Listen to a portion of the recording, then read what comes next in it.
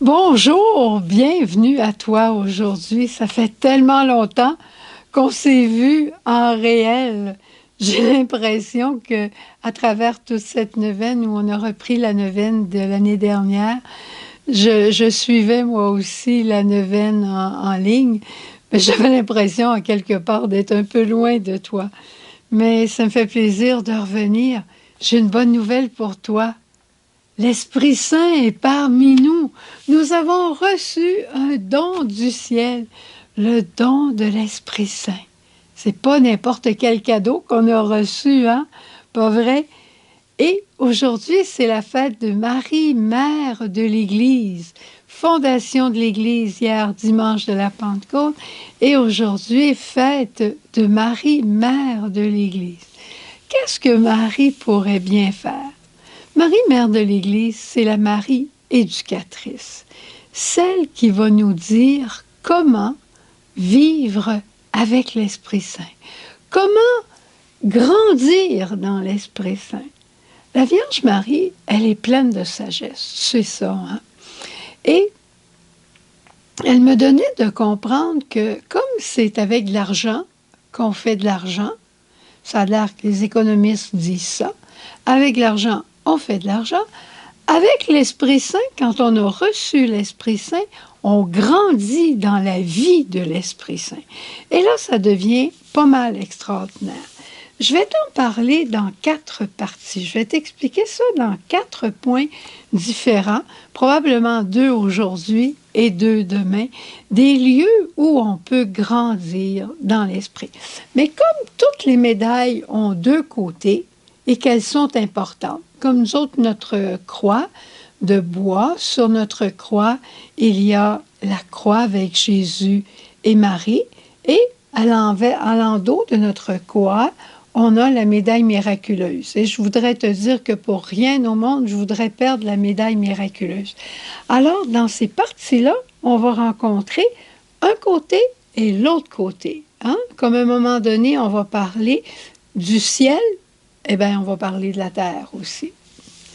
Alors, de la première manière, la première partie, c'est avec la parole de Dieu. Il s'agit de, pour nous, pour grandir dans grandir dans la vie de l'esprit, il s'agit de recevoir la parole de Dieu. Mais après l'avoir reçue, qu'est-ce que tu penses qu'il faut faire? Il faut aller la proclamer. Parce que si on fait juste la recevoir, elle va toute rester dans notre tête et ça va être des idées. Mais si on va pour l'incarnation et on va la partager, alors ça devient très concret. Il faut recevoir l'annonce de la bonne nouvelle qui transcende la vie de ce monde. Hein? La parole de Dieu, elle vient nous éclairer, elle vient nous toucher des fois. Des fois, elle vient nous pousser dans le dos. Des fois, elle vient nous consoler. Des fois, elle augmente notre espérance. Elle nous donne de la paix. Elle nous envoie. Elle fait toujours quelque chose de clair pour nous quand on la reçoit. Mais comme je te disais, c'est pas tout de la recevoir. Parce que il y a des personnes qui vont à une soirée de prière, une autre soirée de prière, un congrès, un autre congrès, j'ai lu tel livre, ils connaissent tout. On finit par faire de l'obésité spirituelle. On sait tout, mais qu'est-ce qu'on incarne? Il faut incarner. Alors, c'est à nous, après avoir reçu l'annonce de la parole, c'est à nous d'aller l'annoncer. Jésus veut aller dans les milieux où il n'est pas très, très connu. Et on dirait que l'annonce de la parole, dans ces dernières années, on a été peut-être un peu frileux pour annoncer la parole. On n'a pas beaucoup de politiciens qui ont une foi vive et qui sont prêts à défendre Jésus-Christ. On le sait que trop. Dans le milieu hospitalier, c'est la même chose. Pas facile d'avoir une foi en Jésus-Christ et d'annoncer Jésus-Christ. Dans les milieux artistiques, c'est passé date, c'est vieux jeu, c'est avant, c'est d'une autre période. Non! Jésus est d'aujourd'hui et Jésus veut aider l'homme d'aujourd'hui. Alors, c'est à toi C'est à toi que devient l'annonce de la bonne nouvelle, comme c'est à moi. Tu ne le feras pas comme moi, ça c'est certain, parce que l'Esprit qui est en toi ou qui est en moi, il agit avec toi, il agit avec moi, selon ce que je suis, selon ce que tu es. Et il s'adapte à notre personnalité, à notre créativité, à nos talents. Hein? Alors l'Esprit, il fonctionne avec nous comme on est. Peut-être que tu es dans un milieu où tu as des personnes âgées autour de toi. Puis les personnes te voient le dimanche t'absenter pour aller à la messe ou écouter la messe à la télévision et ils vont te dire, t'écoutes encore ça? Mais oui, j'écoute encore ça parce que j'ai besoin de Jésus pour commencer ma semaine. J'ai besoin de Jésus. C'est en lui que je crois. C'est lui que je vais aller rejoindre à la fin de mes jours et je n'ai pas peur de la mort. Ou peut-être tu es en milieu hospitalier, peut-être tu es malade, tu as besoin d'aller souvent à l'hôpital, puis quelqu'un te voit avec une croix dans le cou et il te demande, mais vous avez la foi? Ben oui, j'ai la foi. Sans la foi, je ne sais pas comment je passerai à travers tout ça. Mais avec Jésus, ça va très bien. C'est pas une évangélisation qui est allée rejoindre les gens à des milliers de kilomètres. Tu as évangélisé chez toi où tu es et c'est ça que Jésus veut.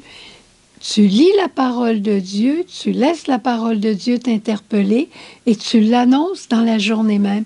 Moi, je connais un évêque Monseigneur Roger Bachar, qui était avant notre évêque ici, qui disait que la parole du jour était la parole dont il se servait toute la journée, l'évangile du jour. Il disait, si je parle à quelqu'un, je m'arrange pour lui parler de cette parole-là. Si j'écris une lettre, je vais écrire un mot de cet évangile-là. Recevoir l'annonce et l'annoncer à notre tour. Autre chose que la Sainte Vierge nous dirait, je vais m'arrêter avec ce deuxième point pour aujourd'hui, c'est d'être docile à Dieu, à la parole de Dieu, et être actif à la foi. C'est certain que Dieu, on l'a tous entendu, mais Dieu, est-ce qu'il parle juste dans les tremblements de terre, dans les grandes visions ou dans les grandes révélations mystiques où on pourrait faire de la lévitation? Non! Dieu parle au fond de notre cœur. Mais comment être docile à sa parole? Sa parole, c'est comme un petit coup de coude. C'est comme un pshh. C'est Dieu qui vient attirer notre attention sur une petite chose. Ah! Un exemple. À Cana, Marie, tout doucement, va dire à Jésus, Jésus, ils n'ont pas de vin. Ça, c'est le coup de coude. Qu'est-ce qu'on fait la première réaction humaine? Oh non, non, non, je n'ai pas le temps de ça, c'est pas le temps de ça. Et Jésus a fait ça. Il a dit à Marie, mais mon heure n'est pas encore venue. Et. Puis après, il s'est arrêté. Puis il a dit aux serviteurs, remplissez les jarres d'eau. Hein? Le petit coup de coude, et ensuite Jésus s'est mis en action. Le petit coup de coude, souvent où on résiste un peu, mais après on s'arrête, on écoute comme il faut et on donne notre réponse, qui est une réponse d'obéissance, une réponse d'action.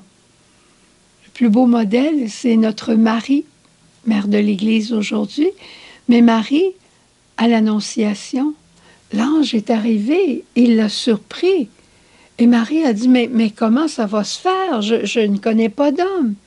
Et l'Esprit lui a expliqué. Et elle a dit en toute docilité, je suis la servante du Seigneur. Dieu nous surprend parfois avec ses demandes. Il nous laisse le temps de réfléchir. Être docile, ça ne veut pas dire avoir une idée puis la faire tout de suite. Être docile, ça veut dire recevoir une inspiration, se poser la question, est-ce que c'est Dieu? Puis après, se mettre en action. Il faut agir. Dieu agit pas sans toi. Dieu agit avec toi. Il te donne une idée, et là, avec ce que tu es, avec ton pouvoir, avec ce dont tu es capable, Jésus te dit, c'est l'heure que tu évangélises, Georgette. Moi, à 88 ans, je vais aller évangéliser, mais c'est impossible, Seigneur. Puis ta belle-sœur, ben ma belle-sœur, par exemple, ça pourrait être dans mon pouvoir. Dieu ne nous donne pas un devoir à accomplir. Il nous donne le pouvoir de l'accomplir. Il nous rend capables de réaliser ce qu'il nous demande. Ici, l'Esprit nous dit, tu peux, commence avec ce que tu es, commence avec ce que tu peux, fais un pas et l'autre viendra après. Exemple. Alors, disons que il te passe par la tête, tiens, je vais te demander de faire quelque chose. Ferme tes yeux un instant. Oui, tu fermes tes yeux. Et là, demande-toi, la première idée qui va te venir, qu'est-ce que tu aimerais réaliser avant de mourir? Prends le temps d'y penser. Qu'est-ce que tu aimerais réaliser avant de mourir? Eh bien, la première chose qui te vient à l'esprit, tu es capable de le réaliser. Et fais-le selon ta portée. Fais-le aujourd'hui dans ce qui est autour de toi. Fais-le avec ce que tu es, avec les dons, avec la bonté, avec la joie qui est la tienne. Fais-le avec la puissance qui est la tienne, avec la puissance de l'esprit qui est en toi. Nous autres, tu dis, moi j'aimerais chanter, j'aimerais jouer du piano. Eh bien, commence à chanter tout de suite. Et tu vas voir comment le Seigneur pourrait te donner une nouvelle voix. Disons que tu dis, moi j'aimerais aller aider les pauvres. Il y a peut-être un pauvre qui est autour de toi. Pas les pauvres qui sont en Chine, mais un pauvre qui vit à côté de toi, pauvre de rencontre, pauvre d'esprit. Il est dans la solitude. Occupe-toi-en. Fais ce qui est à ta portée. Parce que les grandes choses, ce qui est à ta portée, à toi. Et c'est là que tu commences à agir et que l'esprit qui est en toi grandit pour que tu puisses le donner aux autres. Tu vois, une belle image, et je termine avec ça, une belle image de l'action de l'esprit dans ta vie, c'est la danse. On dit que les danseurs, que ce soit pour la valse, le tango, le cha-cha-cha, les danseurs, c'est eux qui mènent. Et la danseuse qui est avec eux, elle les suit. Le danseur, il donne le mouvement et l'autre suit. Mais à un moment donné, peut-être qu'il va lui donner l'impulsion pour faire 2 tourniquettes et elle va en faire 3. Eh bien, le bon danseur, il va la rattraper. Puis il va faire encore une plus belle danse avec ses 3 tourniquettes. C'est ça, l'Esprit Saint nous donne une impulsion et nous, avec notre personnalité, nos dons, nos charismes, nous interprétons cette impulsion, nous la réalisons avec notre créativité. Et même si on fait une erreur, le bon danseur est assez extraordinaire qui se sert de cette erreur-là pour inventer un nouveau pas de danse. Ne te pose pas de questions et écoute la voix de l'Esprit qui est en toi et agis, réponds. Et tu vas voir la vie de l'Esprit grandir en toi, quelque chose de nouveau, un air nouveau, une vie nouvelle, une joie nouvelle grandir en toi. Marie, Mère de l'Église, éduque-nous dans l'Esprit. Et on continue demain. Au revoir.